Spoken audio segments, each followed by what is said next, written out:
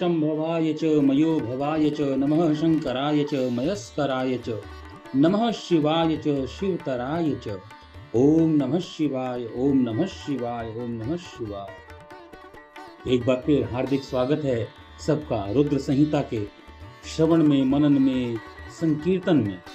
आज हमारा 59वां अध्याय है। विदल और उत्पल नामक दैत्यों का पार्वती पर मोहित होना और पार्वती का कुंदुक प्रहार द्वारा उनका काम तमाम करना, कुंदुकेश्वर की स्थापना और उनकी महिमा। सनत कुमार जी वाच, सनत कुमार जी कहते हैं, व्यास जी, जिस प्रकार परमेश्वर शिव ने संकेत से दैत्य को लक्ष्य कराकर अपनी प्रिया द्वारा उसका वध कराया, उस चरित्र को तुम परम प्रेम पूर्वक श्रवण करो। विदल और उत्पल नामक दो महादैत्य थे। उन्होंने ब्रह्मा जी से किसी भी पुरुष के हाथ से न मरने का वचन पा लिया था। सब देवताओं को उन्होंने जीत लिया था। तब देवताओं ने ब्रह्मा जी के पास जाकर अपना दुख सुनाया और ब्रह्मा जी के पास जाकर दुख सुनाने पर जब उनको सारी कहानी कही तो उन्होंने, ब्रह्मा जी ने कहा, तुम लोग सदाशिव शिवा सहित शिव का आदर पूर्वक स्मरण करो, धैर्य धारण करो। वे दोनों दैत्यों का निश्चय ही मर्दन करेंगे। शिवा सहित शिव परमेश्वर कल्याणकर्ता और भक्त वत्सल हैं। वे शीघ्र ही तुम पर कल्याण करेंगे। संत कुमार जी कहते हैं, मुने, देवों से यूं कहकर ब्रह्मा जी शिव का स्मरण करते हुए मौन हो गए। तब देवतागण भी आनंदित होकर अपने अपने धाम को चले गए। एक समय नारद जी के द्वारा पार्वती के सौंदर्य की प्रशंसा सुनकर वे दोनों दैत्य उनका अपहरण करने की मंशा से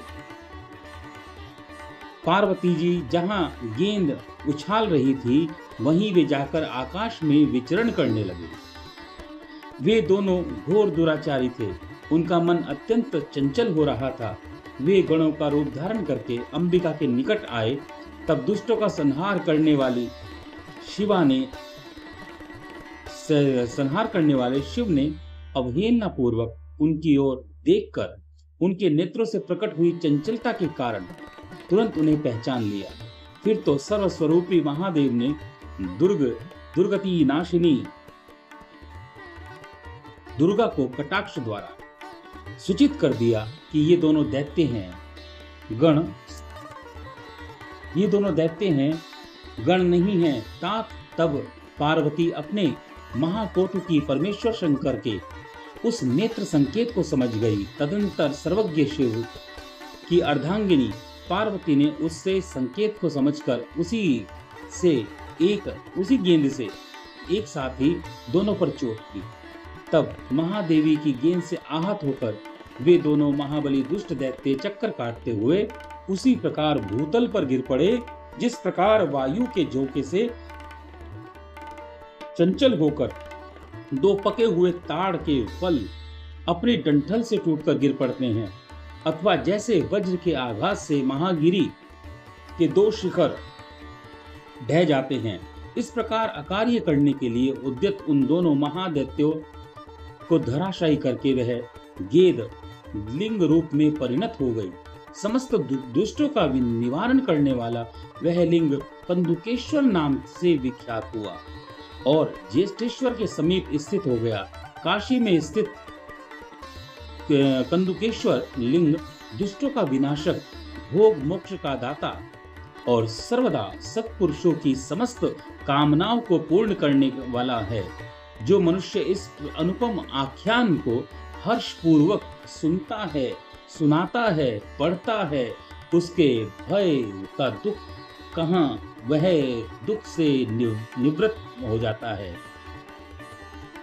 वह इस उत्तम नाना प्रकार के संपूर्ण उत्तम सुखों को भोग कर अंत में देव दुर्लभ दिव्य गति को प्राप्त कर लेता है। ब्रह्मा जी कहते हैं, मुनि सत्तमः, मैंने तुमसे रुद्र संहिता के अंतर्गत यह रुद्र खंड का वर्णन किया है। यह खंड संपूर्ण मनोरथ को पूर्ण करने वाला है। इस प्रकार मैंने पूरी की पूरी रुद्र संहिता का वर्णन कर दिया है। यह शिव जी को सदा परम प्रिय है और भक्त मुक्ति रूप फल प्रदान करने वाली है। सूत जी कहते हैं, इस प्रकार शिवानुगामी ब्रह्मपुत्र नारद शंकर के उत्तम यश को, शिव शतनाम को सुनाकर कृतार्थ हो गए। यो मैंने संपूर्ण चरित्रों में प्रधान तथा कल्याणकारक यह ब्रह्मा और नारद का संवाद पूर्ण रूप से कह दिया है। अब तुम्हारी और क्या सुनने की इच्छा है। इति श्री रेवाखंडे रुद्र संहिता नाम युद्ध खंड संपूर्णम। आज 59 अध्याय के साथ हमारा युद्ध खंड भी पूर्ण हुआ। बोल शंकर भगवान की जय। ओम नमः शंभवाय च मयो भवाय च नमः शंकराय च मयस्कराय च नमः शिवाय च शिवतराय च।